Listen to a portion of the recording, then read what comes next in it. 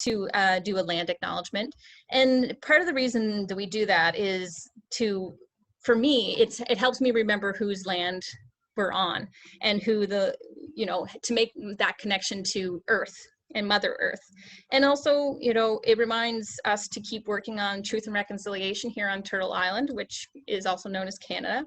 And very specifically, I'm in Halifax today, which is known as Chibuktuk. So if people feel comfortable and would like to, feel free to write in the chat box where you are and the Indigenous name of your land. And also to say, like, the wider range of Nova Scotia, which goes into PEI a little bit and into New Brunswick, is Mi'kmaq. Okay. And also just to give a little context of why we're doing this presentation today. So we're providing information on the preliminary findings from the research that we've been sharing with you, and to also stimulate conversation and thoughts. And we want to learn new ways of doing things and push for new ways of doing our work.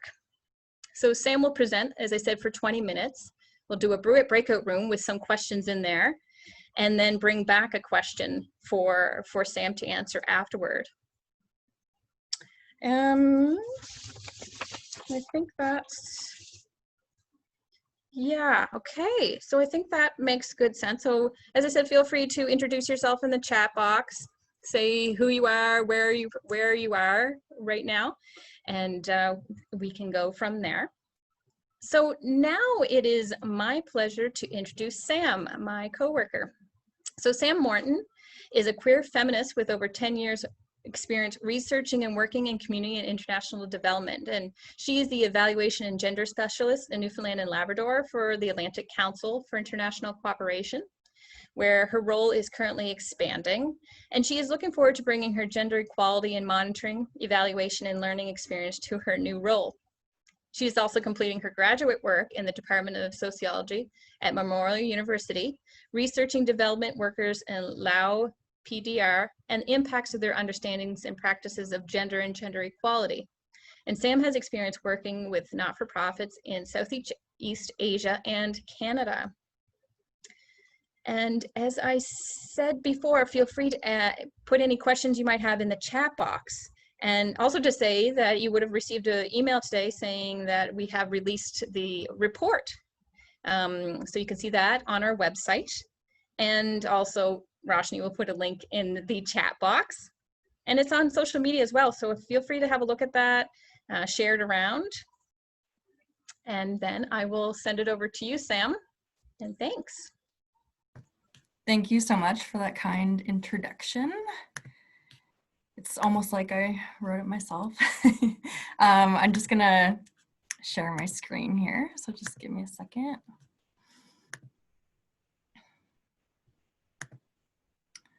All right. Janelle, when you can see that, will you just give me a thumbs up?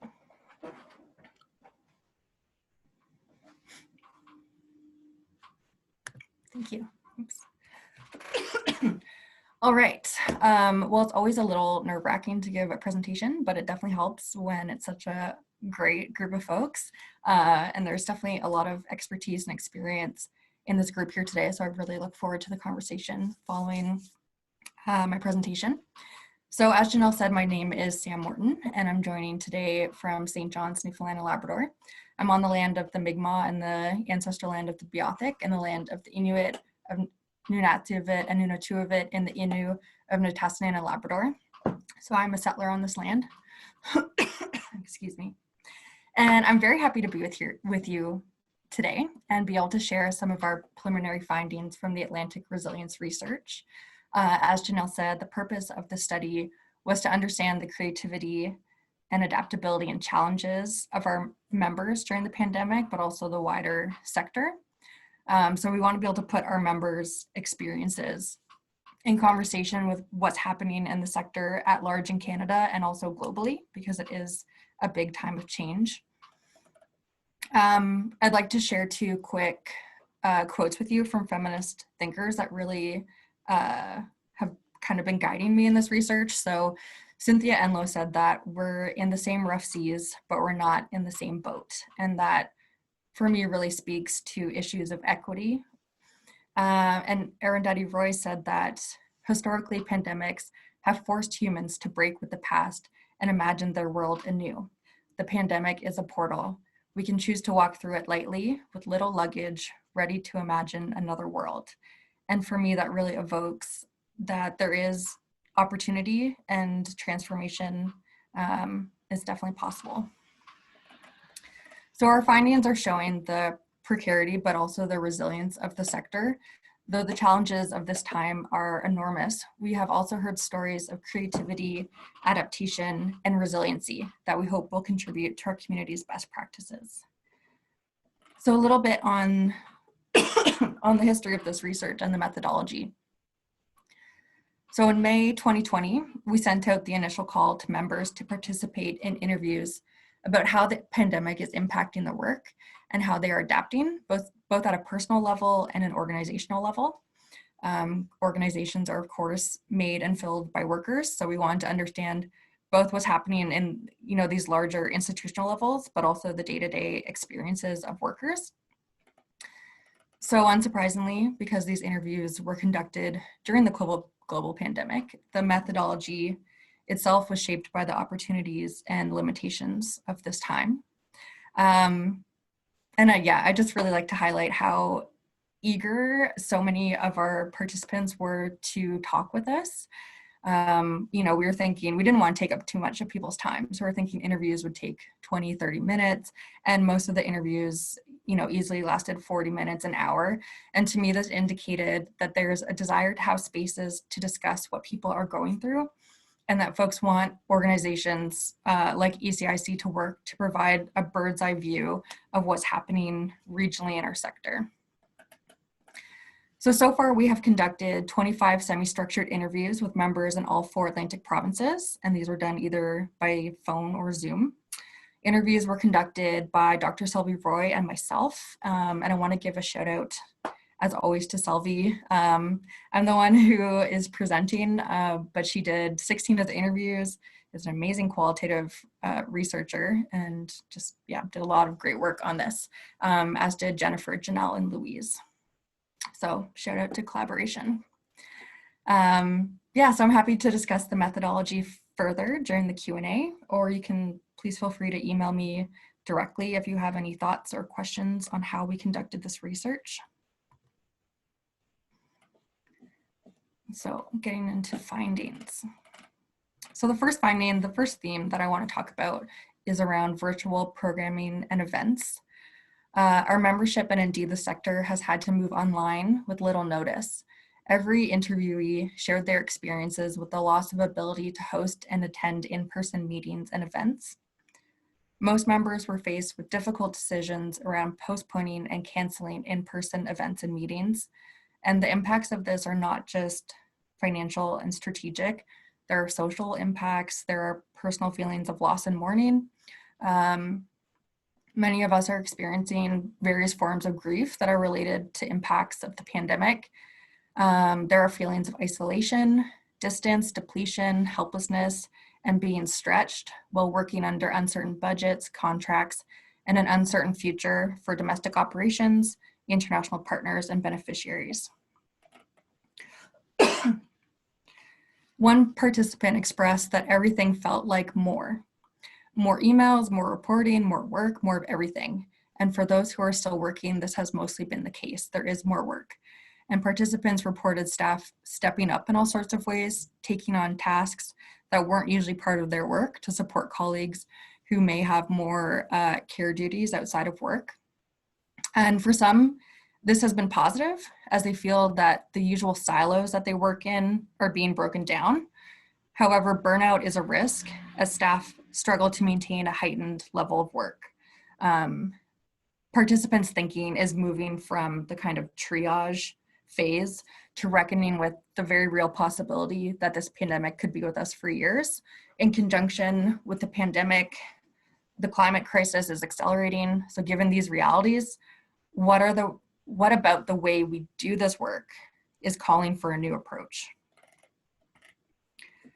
For some, virtual meetings and gatherings allowed some interviewees to include their international counterparts and even their program participants more regularly in routine conversations and meetings, and in new ways that they hadn't explored before. In many cases, the expanded virtual space in which our work is taking place is allowing for more inclusivity.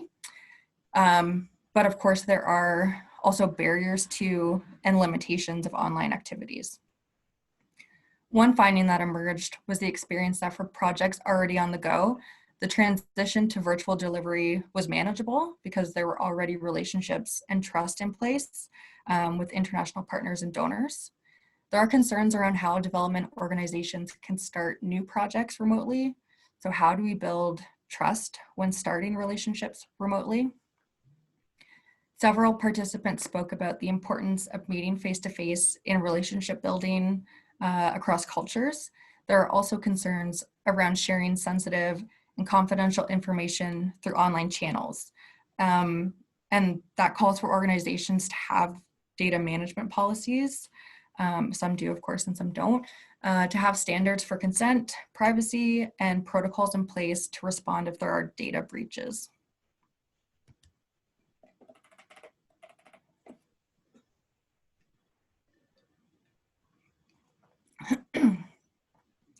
So of course, organizations with international partnerships tend to travel frequently.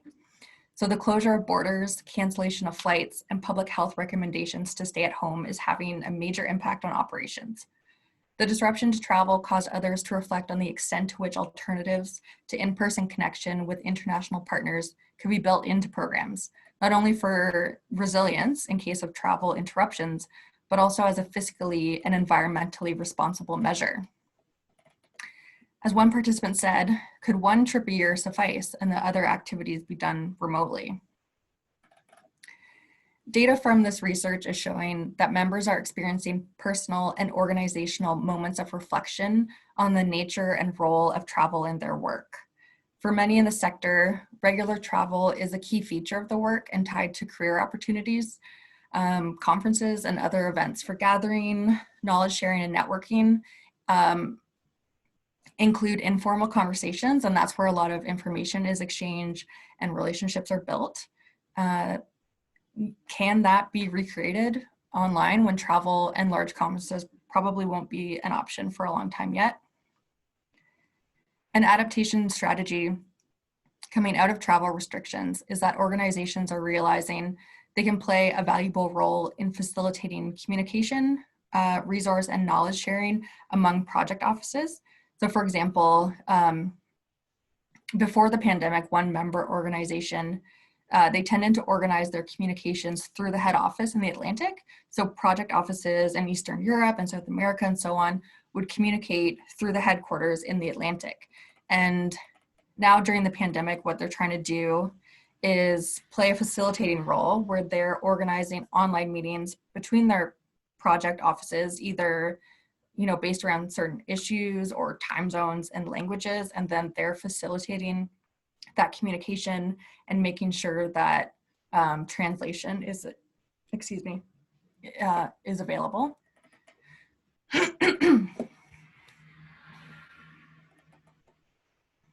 So our sector is facing funding cuts and job losses. In a woman majority labor sector, this has huge gendered impacts. Women make up 75% of the workforce in not-for-profits, so the layoffs that took place within member organizations had a correspondingly gendered impact.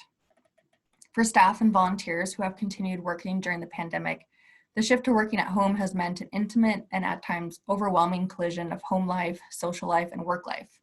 We've recently heard from one large member organization that they are closing down operations in the Atlantic, so it is possible that we again see larger NGOs pull back the operations to major hubs like Ottawa and Toronto.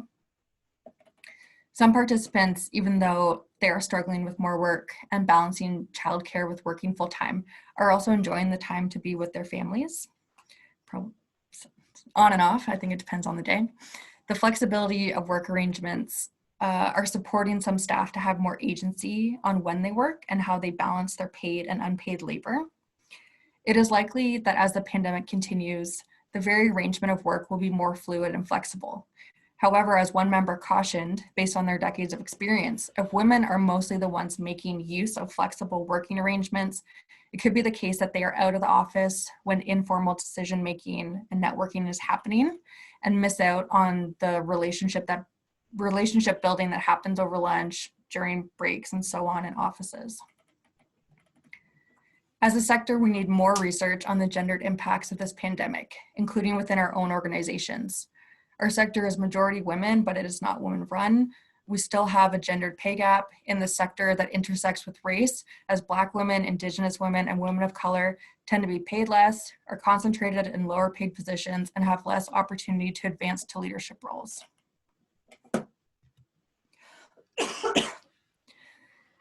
Yes, localization. So we're finding that there are two aspects of the localization conversation happening right now. And if folks maybe saw my presentation 2 weeks ago, this might be a little bit of repeat.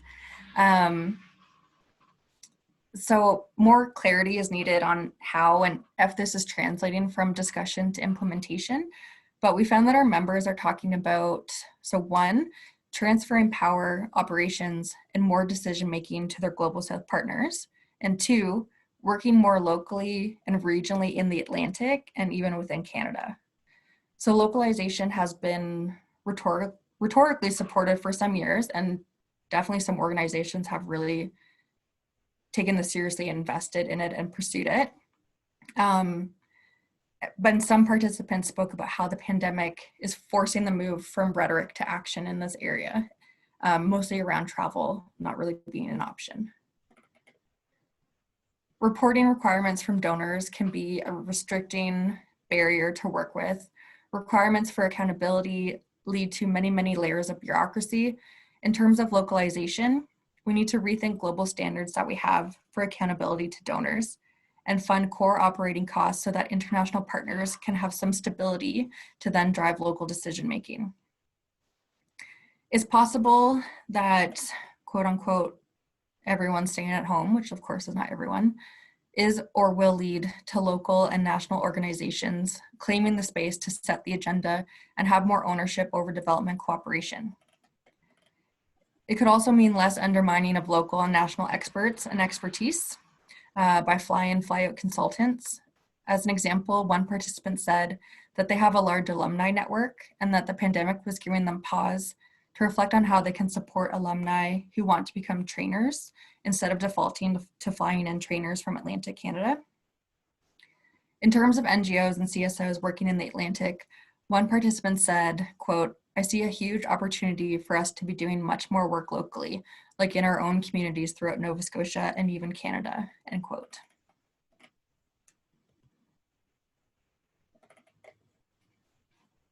As a sector, we need to be aware that there are mental health implications for working remotely, especially when this was not a choice, and staff do not necessarily have the equipment they need outside of the office. This pandemic is showing that reliable and quick internet access is a necessity. In the Atlantic, some of our members and those they serve in the region do not have access to reliable internet. This is an equity issue here in the Atlantic and with international partners. So as an example, one of our participants was telling us about a project they're doing in Ethiopia where they installed internet on campuses, but now students can't come to campus and they don't have reliable internet in their homes. In terms of funding, most respondents reported that their funders, including GAC, have been quite flexible in terms of project timelines and shifting budgets. As we move from the acute crisis response phase, members are concerned about funding moving forward. Some members were concerned that the availability of funding could be impacted by federal reallocation of funds away from ODA, official development assistance, and global affairs, or by a hyper-focus of funding mechanisms on pandemic-related issues with the unintended consequence of defunding other important areas of work. Some members worry that the spending happening now will be followed by cutbacks over the next 1 to 3 years as the recession sets in. Members spoke about the need for core funding to keep organizations operating and not just project-based funding. Another funding-related challenge for some of our members working in the Atlantic. So there was this or is this $350 million emergency community support fund. And some of our members who are established in their communities, they're credible, they're reliable, community-based civil society groups, they weren't able to access those funds because they're not incorporated, and others face the barrier of having to pay an administrative fee to larger registered charities to route the funds through them.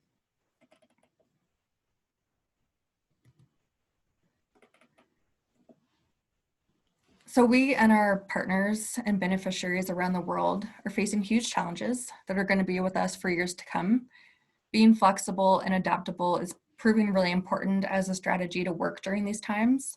For this research moving forward, we want to flesh out more details on how operations are changing, and specifically around how monitoring and evaluation practices are changing during this pandemic.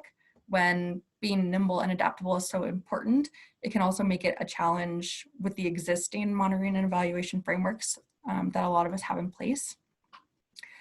So next steps for this research are to follow up with members. We're considering hosting kind of online virtual kitchen table discussions. We also have applied for funding to hopefully be able to, or are applying for funding to hopefully be able to engage youth, specifically around universities and colleges, as that's a big space for local activism, community engagement, and global opportunities. And that's something that's changing for youth right now. And then, yeah, finalize this report and share it to all of you. All right, thank you. I will end it there. Thanks so much, Sam. Yeah, I really appreciate all your work that you've been putting into this. And yeah, big shout out to Sylvie Roy too, who is the provincial coordinator for Prince Edward Island, for your work on this. And thanks for that great presentation. So now we're going to go into breakout rooms. So feel free to turn on your videos for that. And Roshni will be separating us out into breakout rooms. So there will be a little window that will come up when you say click to join breakout room. And so in this spot, there'll be a staff member or board member from ACIC to lead a quick round of introductions and then to ask a few questions for input. And then in 10 minutes, we'll come back to this plenary, and a reminder to hold your questions for the chat box when you're in the breakout room. And if you put something in the chat box, when we come back to the plenary, no one will be able to see the chat box but whoever was in the breakout room. So hold your questions until we're back in the full plenary. And we'll see everyone back in 10 minutes.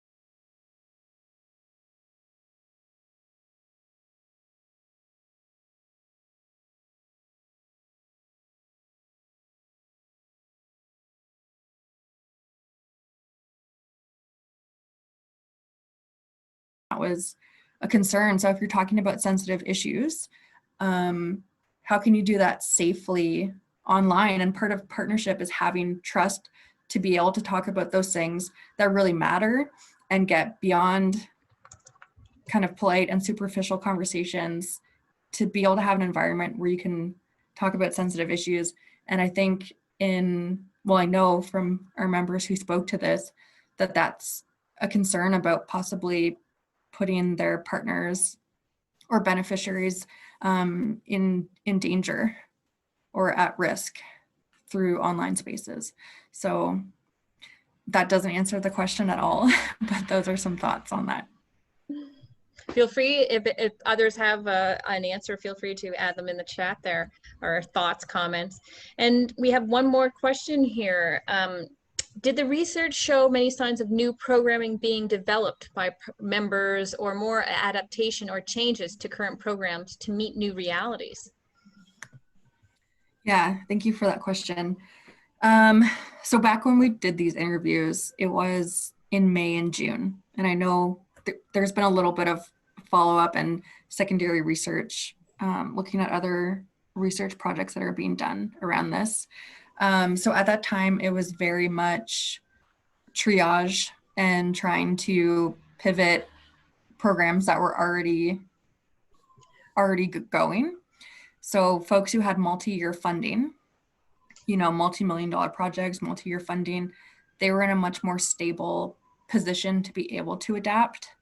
And so far, I haven't been able to speak with folks who have started projects during the pandemic. If anyone here is in that boat, I'd really love to hear about your experience.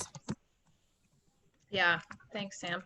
Yeah, I'd say, maybe this is very meta, but ACIC doing this research is a new thing because of COVID. So that's kind of like a new thing that was developed, and there are some, some other programming that we're changing, altering because of COVID. So yeah. So, that's a really good point, Janelle, and you kicked off a memory for me. So there was one member, they're working in Ethiopia on a big project, and they're the ones who had installed high-speed internet at university and college campuses, and then all of a sudden none of the students were able to get to campus. So one of their kind of pivots was to initiate research on how women, like how they were experiencing the change and experiencing COVID. And they were able to engage staff that they had in Ethiopia already to be able to do that. So doing research is one way that people are pivoting. Thanks, Sam. We're going to have to leave it there. Our time is getting close to the end. We do have some polling questions for people. We really do appreciate your participation and your time here, and big thanks again to Sam for her work on this for quite a few months now, presenting the research, the interviews. So we value your opinion, and we request some feedback and suggestions from you, because we're always looking to make these webinars, these presentations better, more engaging. So we have a few questions for you, polling questions that are going to pop up. Rashi, and the first one, there's three questions in total. First one is, please indicate your level of satisfaction with the presentation overall. And then you can scroll down after you click one answer. You can scroll down and pick multiple choice. You can pick more than one. Which elements from today's presentation did you like the most? And then the third question, this presentation increased my awareness about the issues presented. And there's a scale there. We'll give a minute-ish for people to fill that out.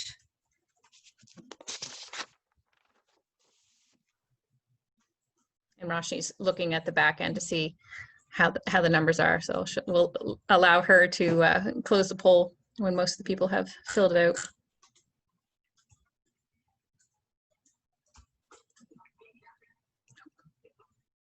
I mean, also just look at the chat too for those who've already filled it out. as Jennifer mentioned, that ACIC's internship implementing organizations had to pivot their work. Instead of sending youth overseas, many are now shifting to online leadership training or e-volunteering. So that's, yeah, another way. Okay, and Roshni will now show the results of the poll. So a vast majority of people were very satisfied with the presentation, and a variety of people why they liked what they liked most about the presentation, and increasing awareness somewhat, a lot, or the majority. So great. Good. Well, thank you everyone once again for your time. Really appreciate it. And once again, a big thanks to Sam. And stay tuned to ACIC. We'll be having more of these presentations in the future, and we hope you can attend those as well. Take care, everyone. Thank you so much.